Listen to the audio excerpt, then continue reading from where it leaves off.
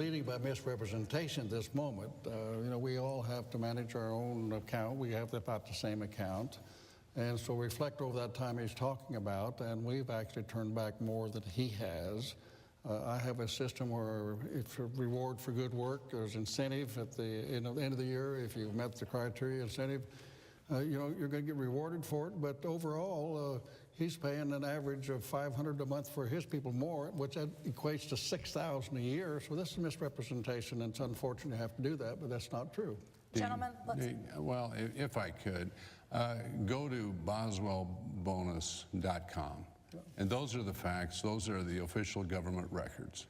Just go to that website and you'll see exactly what the truth is. Mr. Latham, there was a great discussion about bonuses in relation to the Troubled Asset Relief Program, the Wall Street bailout, if you will.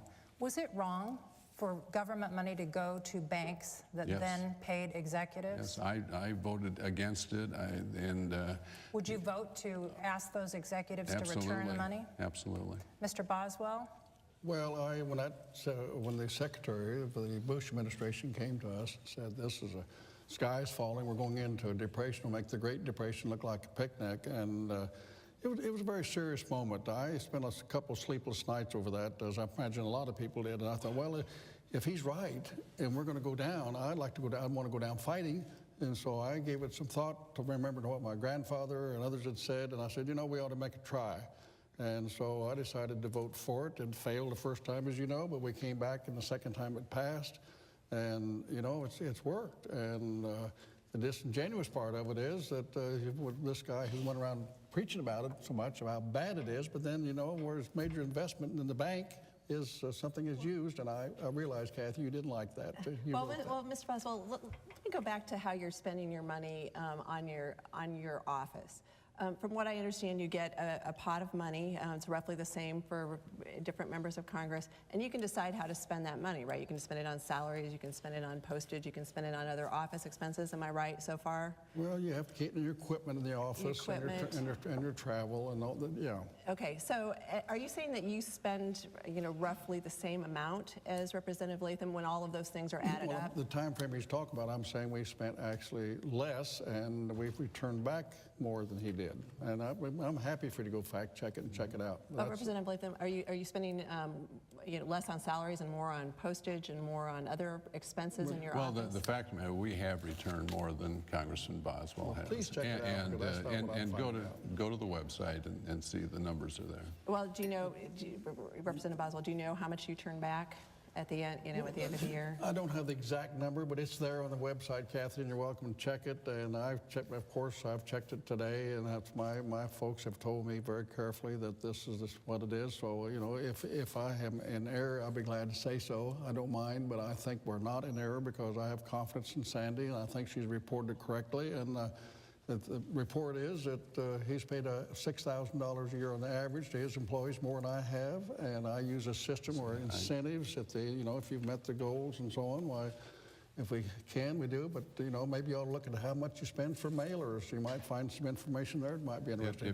Some people, like you, call it junk mail, but then maybe you ought to check on that. We're going to move along here now. Well, let me just say, if you go by averages, he's including interns that are paid $300.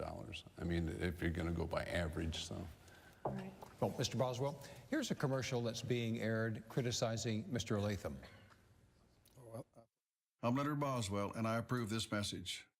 An insider deal only Congressman Tom Latham could pull off. 4 years ago, Tom Latham opposed the TARP Bank rescue plan. But documents show that the Latham Family Bank actually received $2.4 million from the bailout. No wonder Latham's net worth increased nearly 6 times since coming to Congress. It's true, Latham and his family bank cashed in your tax dollars. What's worse, cashing in your tax dollars from the bailout or Tom Latham's hypocrisy? Mr. Boswell, critics say that ad is misleading. And is the implication there, even maybe not implication, are you saying Mr. Latham is using his office to line his pockets? No, not at all. I'm saying that if you go out and preach against something that our country was needed in a crisis, where our country was in a crisis, and to go out and preach and talk about how bad it was, and then to have major investment and use it. I didn't know that happened. And if he'd just done it and said nothing about the other part, I thought that'd been fine. That was what it was for. But no, all the meetings we went to and the hearings were coming back to me, well, I did a bad thing voting for TARP and he didn't, and because he was doing the right thing, and then to use it and say, well, I had nothing to do with it when it's your brothers and family that's involved in it. That looks like your major investment.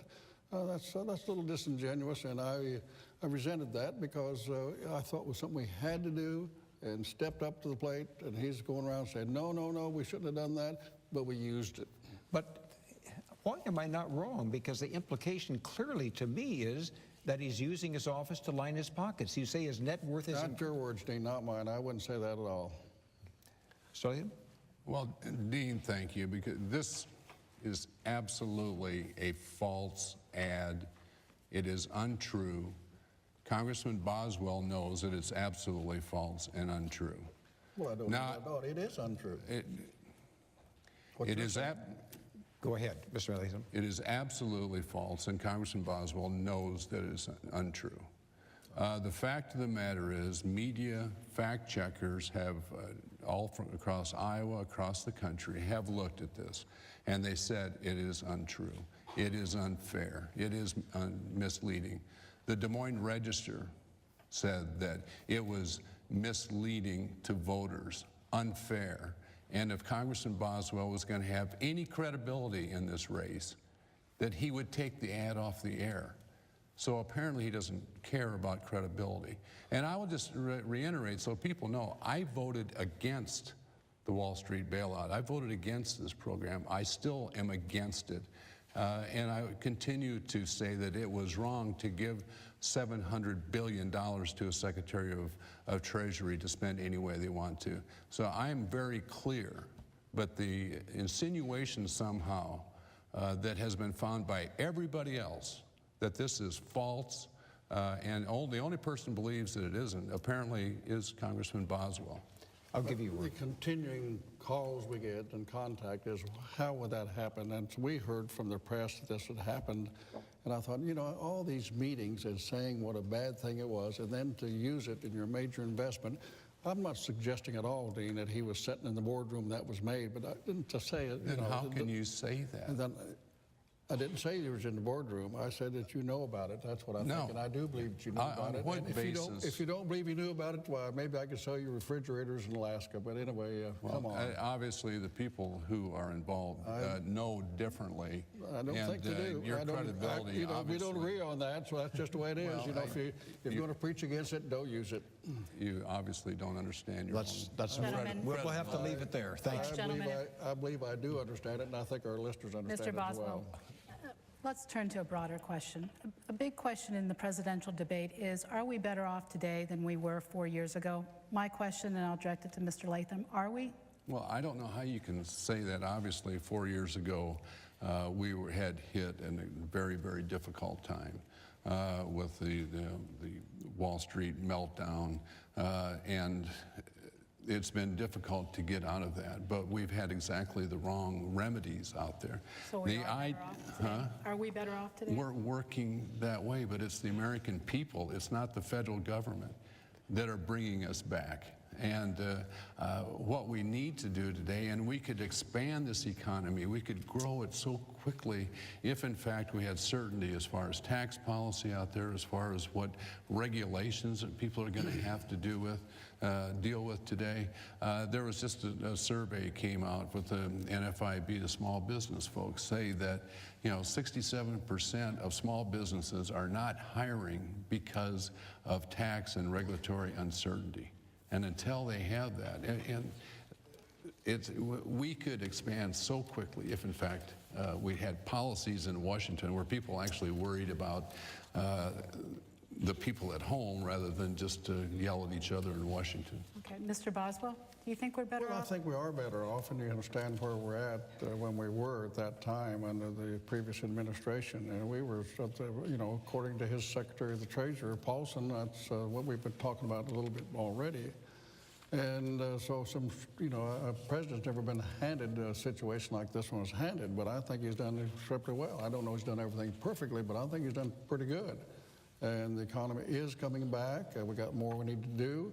I would agree with Mr. Latham that it's time to sit down and rework the tax policy, this rewarding people for taking companies overseas like Lennox and Electrolux and Cummins that you probably know something about. I certainly know about what happened to Maytag. What a devastating thing to happen to communities, the men and women that show up to work every day and do good work and so on. It was really tough, but you know we're coming back. You know, Wall Street's in good shape right now, as you probably are full aware. The markets are up. People doing okay. We need to do more, I think, for small businesses. There might be a definition there how you ought to talk about that. You know, these Wall Street traders that. You know, they fit in that category too, and I think that ought to be addressed as we go into this. Thank you. Gentlemen, I have a question about the Farm Bill. Yes. I'd like to have you look forward. When you return to Washington, D.C., Mr. Latham, how will you convince people in New York and Los Angeles that they should extend subsidies to farmers, and even some members of your party who are part of the quote-unquote Tea Party? Right. Well, we have to make the case, certainly, that and have them understand that we have the most abundant, cheapest supply of the top quality food in the world right here in the United States. And for a portion of the Farm Bill, and farmers understand that they want to help reduce the national debt. They want to help with deficit reduction. They're willing to give up the direct payments and reform countercyclical payments. All they want is some kind of way of ensuring their risk or risk management. But I think your urban friends have to understand that this is a food bill. It's not a farm bill anymore. Over 80% of the spending in the quote farm bill is for feeding programs. So my concern is that we are going to break this alliance if in fact, which has always helped both urban and rural to pass farm bills in the past, if we don't step up and really make our case. Mr. Boswell, how do you keep the alliance going? Well, first off, the Farm Bill is extremely important, and I agree with the food bill. It's a nutrition bill, as we referred to that at times. Extremely important. We ought to be back to working on it. It's a failure of leadership not to bring it to the floor. It passed the Senate last June, bipartisan out of committee, bipartisan from the Senate, came over the House, passed the bill out. There it sits, and leadership has not brought it to the floor. And I think it'd come to the floor, probably some amendments, go to conference and get that done. But you cannot go out and plan next year's operation without knowing what the Farm Bill is. You have to have that information. And it's critically important. And so I would hope that we would get to that sooner rather than later. Mr. Boswell, we've said that over 80% of the Farm Bill actually goes to food nutrition programs, and sometimes that's a source of friction as well. When I go to the grocery store, I hear people grumbling sometimes about what people are buying with their SNAP cards, their food stamp program. Do you think there is a real waste and abuse that could be that savings could be found in that program, or is this mostly a class warfare problem? Well, first off, it's about 96% accurate, but what, you know, that's just been monitoring that closely, so I think that is something we've talked about for years. What's 96% accurate? The use of the food stamps, if you will, the SNAP program. Misuse of it? No. It's the proper use of it. The proper use of it. So 96% of the money is being spent properly. Is that's that what you're saying? That's what we're told by reports. Yes, and you know, it's a big item. But back to your question, and what is a big part of this, you know, you're right. It's we have everybody has got a vested interest in Farm Bill. We all eat. And we do have, I agree with you, Tom, you know, it's the most plentiful, the most safe, and the least expensive. No, I want to make a point here. There's a big thing. You know, we farmers are about 2% of the population, but that's not how the Congress is made up. And so it's important for people like Tom and I spend a lot of time, and you want to go some examples of what happened to pork producers, I'd be glad to talk about it. But we've got to sit down with people like Ackerman and different ones. I use him as an example, you know, and explain to them that this is important to everybody. It's not just to farmers, it's to everybody in the country. And so we all participate, but we get something back. I want to get my food stamp question answered, though. Mr. Latham, is there significant waste and fraud in that program beyond